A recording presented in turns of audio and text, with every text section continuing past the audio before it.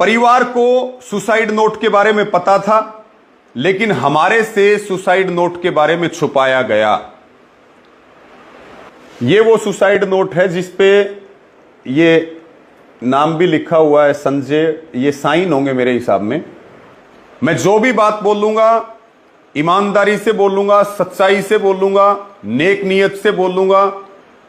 इससे ज्यादा आरोप मेरे ऊपर जीवन में लग भी नहीं सकते। तो मैं कोई भी बात ना कहानी बनाऊंगा, ना कोई चालाकी करूंगा, ना कोई अलग तरह से मैं कोई बात कहूंगा। मैं जो भी कहूंगा सच्चाई कहूंगा और डंके की चोट पे कहूंगा। और सच तो सामने आएगा, आज नहीं तो कल सच तो सामने आएगा। सच को कोई छुपा नहीं सकता। उसी कमेटी की मीटिंग में यह कहा गया था कि हो सकता है आरोपी आपके धरने पे ही हो सकता है। उन्होंने ये बात कही कंफर्मली कि जो भी है वो 2 किलोमीटर के दायरे में है। अब साथियों, हमने उनको ये आश्वस्त किया था कि भाई हमारी कमेटी हर तरह से आपका सहयोग करेगी। उन्होंने कहा हमारा जांच में सहयोग करिए ताकि हम इसका जल्दी खुलासा कर पाएं, हम हर एंगल से जांच कर रहे हैं। हमने आश्वस्त किया था, हमने मतलब पूरी कमेटी ने, क्योंकि जो कमेटी लगभग 25 लोगों की थी, बातचीत करने के लिए मेरे हिसाब से 11 लोगों को भेजा गया था और मैं उस बातचीत में शामिल था। ये सारी बातें वहां हुई। कमेटी ने आश्वस्त किया कि बिना सच्चाई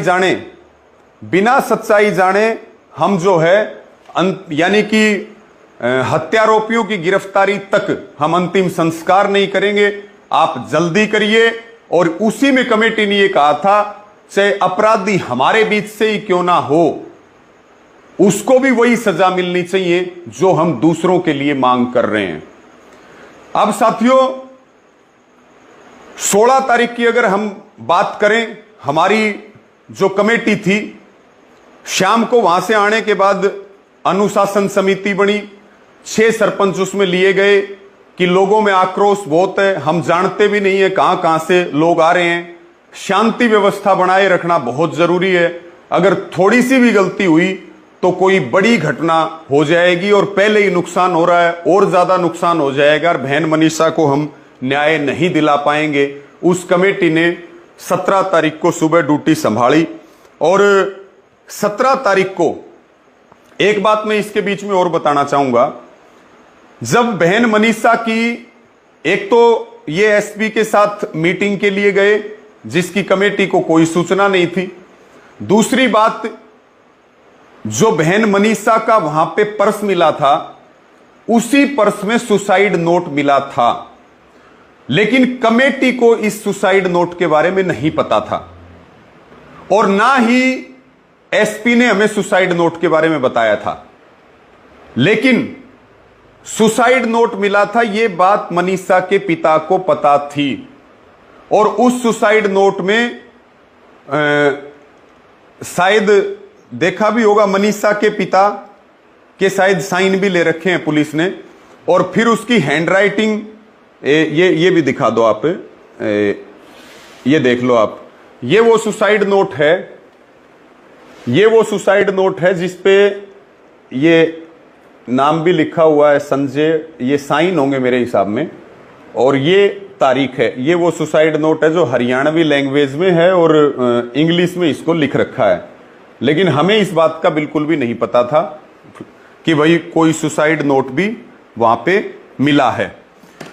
तो साथियों, परिवार को सुसाइड नोट के बारे में पता था, लेकिन हमारे से सुसाइड नोट के बारे में छुपाया गया। ना हमें पुलिस ने बताया।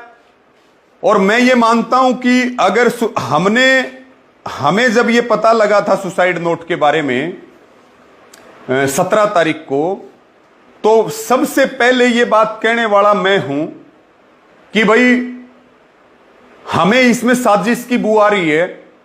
अगर सुसाइड नोट था तो फिर पुलिस ने उसको क्यों नहीं बताया? वो सच्चा था कि झूठा था, ये बात तो बाद में हैंडराइटिंग मैच होने के बाद हो जाता। लेकिन ना तो मामा ने हमें बताया, ना हमें पिता ने बताया, ना हमें दादा ने बताया। और पुलिस ने कुछ चैट की भी जानकारी आई और ना हमें उस चैटिंग के बारे में कुछ बताया गया, ना हमें सुसाइड नोट के बारे में कुछ बताया गया और ना हमें जो है एसपी से मिलने के बारे में बताया गया। फिर उन्होंने ये बात 17 तारीख को चली और मैंने सबसे पहले इस बात को कहा था कि हमें इसमें एक साजिश की बू आ रही है, क्योंकि सुसाइड नोट अपने आप में एक सबूत है। तो मैं ये मानता हूं कि पुलिस ये कहती रही कि जांच कर रहे हैं, जांच कर रहे हैं, जांच कर रहे हैं।